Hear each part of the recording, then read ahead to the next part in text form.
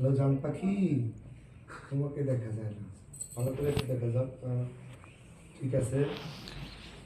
কি অবস্থা, বাসার সবার কি অবস্থা? ভালো? দেশের ধান পান কিরম হয়েছে?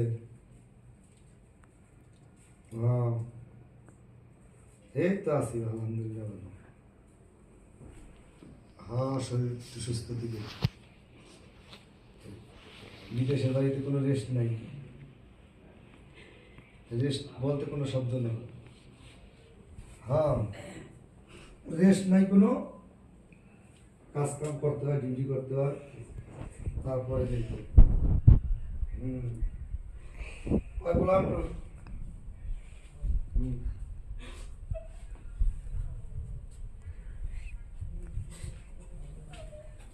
কাট কাট